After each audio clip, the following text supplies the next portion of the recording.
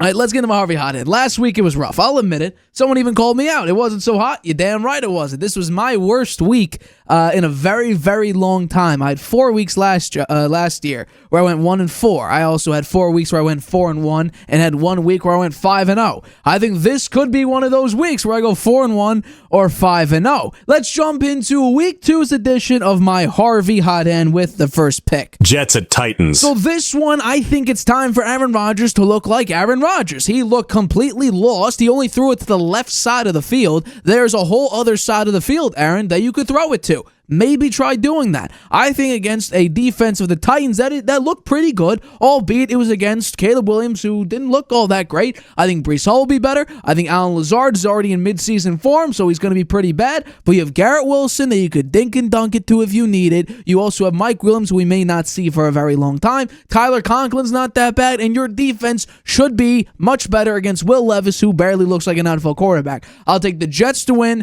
Jets to cover the 3.5 point spread. They win 24-14.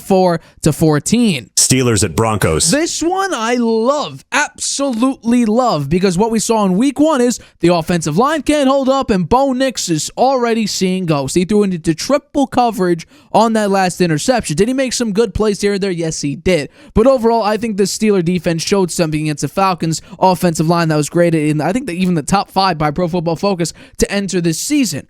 TJ Watt, when healthy, is probably one of, if not the best defenders in the NFL. He was incredibly dominant against the Falcons, made Kirk Cousins feel extremely pressured, leads into several mistakes, and got the game-ending sack. I think we could see something similar where Bo Nix does get phased by just the sheer pressure of having TJ Watt running straight for you. I think Justin Fields will do what he just did last week, dink and dunk, play it safe, run the football, which the Seahawks did pretty effectively. I'll take the Steelers to win 20-16 and cover a -2.5 point spread. The next one. Chargers at Panthers. This one, I just think the Panthers are garbage. They are terrible. Bryce Young does not look like an NFL quarterback. You might want to consider drafting another one. The offense is abysmal. You just lost your best pass rusher in Derek Brown. The Panthers are falling apart. Dave Canales was supposed to be the answer for Bryce Young. It doesn't seem like there's any solution in the book for you to create to make Bryce Young a competent quarterback. It is year 2, but his first pass was an interception. He just looked terrible against a Saints team that was really underwhelming last season. But what Jim Harbaugh is doing, he's created a culture. He's creating something special in Los Angeles. He has done this everywhere he goes. He always finds success. He always is a winner. I think what he's doing with the defense showed up big, making some big-time plays, albeit against Gardner Minshew, but against the Panthers, it should be very, very similar. I think Justin Herbert, playing it safe, hand the ball to J.K. Dobbins and Gus Edwards, let them work. I'm saying, hey, Chargers cover a -4.5 point spread, and win 27-14. Maybe the 14 is too high for Carolina. Let's go with another one. Colts at Packers. This one, Malik Willis is just not a starting quarterback in the NFL. You might want to consider, getting a legitimate backup quarterback, or hell, even at this point, a starting quarterback. They listed Jordan Love as questionable. I'm going with, what are you doing? There is no shot Jordan Love plays in week 2.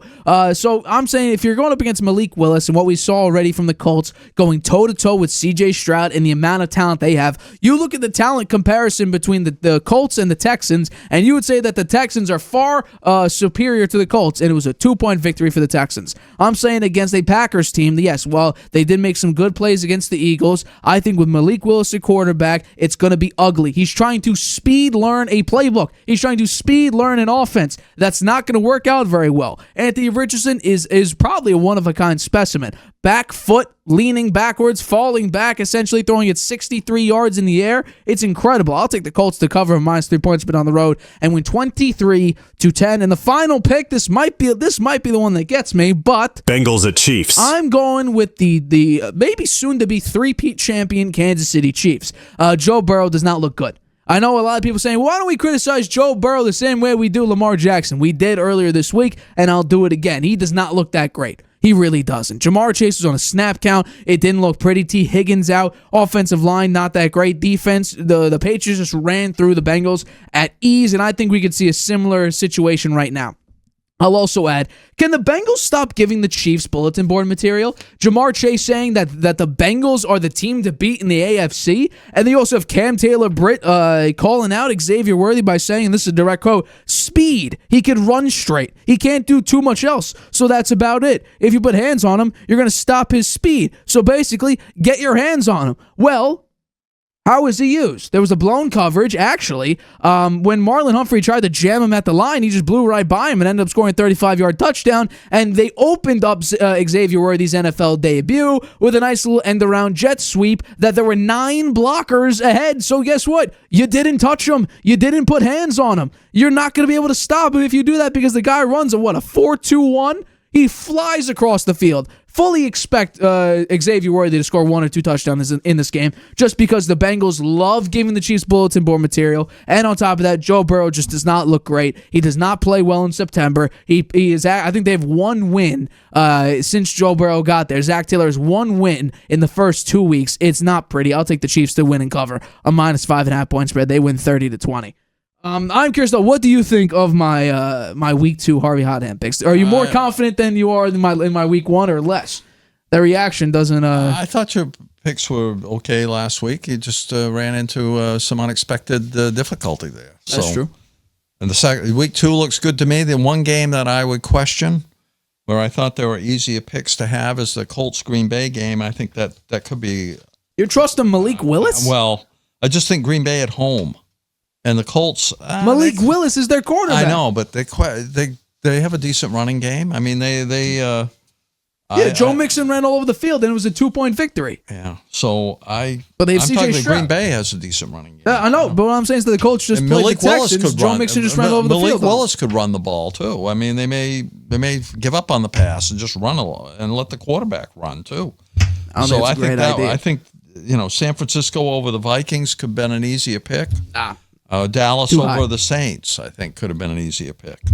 So it's a high point spread. And I did pick the Colts as well, so we'll see what happens. But I think that's a tougher pick. It's a high point spread. I like, for instance, at the opening of the week when the point spread was 9.5 for the Raiders, and we just saw what the Chiefs pass rush did to the Ravens offensive line, which looks abysmal. I thought Max Crosby, Christian Wilkins plus 9.5. I'll take it, but I was like, yeah, but Gardner Minshew and that offense can't score.